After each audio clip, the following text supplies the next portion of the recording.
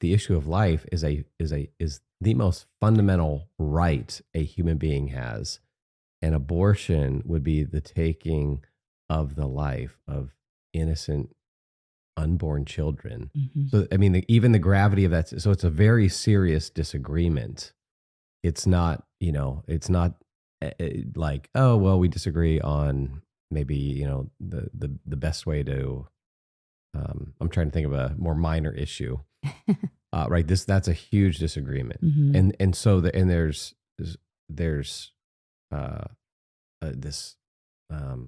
so the nature of that disagreement goes so deep, even in that circumstance Mm-hmm. where you have that disagreement, at least in given this context, this cultural context, our kind of representative republic. Yeah. They're still holding this view. And I like the way when we were talking about it, and you were talking about earlier, before we started recording, you were talking about the conversation with our son, Jonah, our 12-year-old. The way you put it to him, I think you said something about like seeing the humanity Mm-hmm. in every person, seeing the humanity in all people. I like that language because when you said that, because we talk about the image of God all the time on this podcast, because it's this fundamental theological concept that informs everything we do. It sometimes is easy to just say that or let it become a cliche. And so when you said that, I thought, oh, that's a great way to put it, seeing the humanity in all people. And what we mean by the humanity is that humanity is made in God's image. Mm-hmm. And this gives us inherent dignity. Mm-hmm. And therefore, a creature like that should be treated as such. It should be treated with respect, and it should be, that creature should be valued. Mm-hmm. And so this is where I'm thinking, all right, how do you, in a situation like this, not let these things become cliche? Yeah. And this is just practically, I was thinking, okay, in our families, what do we do? Well, I think we open Genesis. We open to that first book of Scripture, and we read, verse 27. So God created man in his own image. In the image of God, he created him. Right? And you just pause with your kid. You say, let's not let that be a cliche. Let's read that again. Let's meditate on that. Both presidential candidates, the presidential candidate who was almost assassinated, he is made in the image of God. God created that person, Mm-hmm. and he's made in the image of God, and therefore he's a valuable human being. Mm-hmm. And we need to view all people through that lens. Yeah. And on a practical level, I think as a parent, if you're listening, you think about just where the rubber meets the road here is how you talk about other people in front of your kids. And so let's just think about in the political arena, if you're a Trump supporter, how do you talk about Biden in front of your kids, or vice versa? Maybe you're for Biden, or maybe you're for RFK. How do you talk about the other opponents? And do you use disparaging language about the kind of people they are?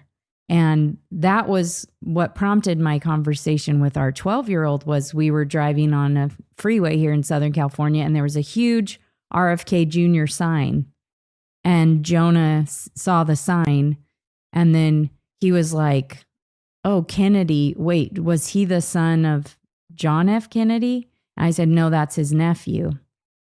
And then I said, and actually RFK Jr., not only was his uncle killed by an assassin, but his dad was too, when he was running in the primary for the Democrat after his brother was killed. And Jonah was like, oh, really? And so anyway, we end up talking about it. And I told Jonah, this is why we can't ever forget the humanity of politicians, people who we agree with or disagree with, because I said, you think about RFK Jr., who's now running for president as an independent. I said, he lost his dad,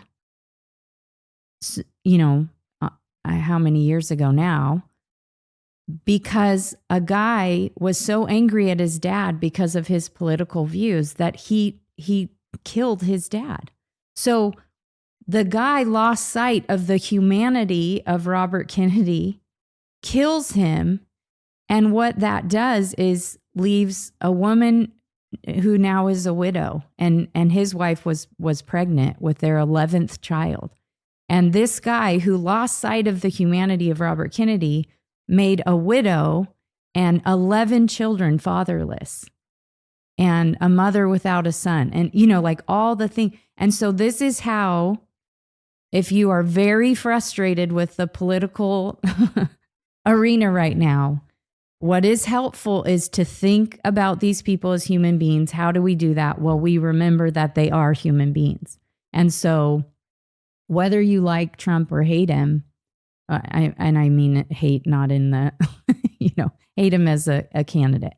Okay, that you remember, if this assassin's bullet would have gone where it was aimed, then you would have had a widow and 5 people who lost their dad and 5 kids who lost their grandpa. He is a human being. And this has come up in our home because I studied politics in college, and I've always talked to our kids about political stuff. And one time, one of our kids, when Barack Obama was president, and I did not vote for Obama, and we disagree with him on so many things, but one of our kids said, "Oh yeah, we hate Obama." And I said, "Oh no." And I said, "No, don't say that." And I said, "We want to, because Obama's a daddy, and he's a husband, and he's a son and a grandson. So we don't hate him." I said, "But we disagree with his ideas, and we don't think he makes good decisions, and he shouldn't be in power." They were one of our kids was little when he said that. Let's be clear. That wasn't one of those situations where it was do as I say, not as I do. They didn't hear mommy say that. Well, of course, I had that moment where I was like, "Oh shoot, have I said like, oh, I hate Obama?" Which I don't think I had been careless with my words that way, but I know I had expressed frustration so much with the decisions Obama was making. And so I used the opportunity, hearing it come out of my kid's mouth. I'm like, "Oh my gosh." And so I just corrected them. "No, we don't say we hate Obama. We don't say we hate Biden. We don't say we hate Trump. We say we are particular with how we talk about people, and we say this is a really bad decision they made, or we really think they don't understand this issue," or whatever it is. We keep it on the ideas, the decisions, and we don't make it personal to the person. Yeah. And so that's just practically, one way how we keep the humanity of the people front and center in our conversations with our kids.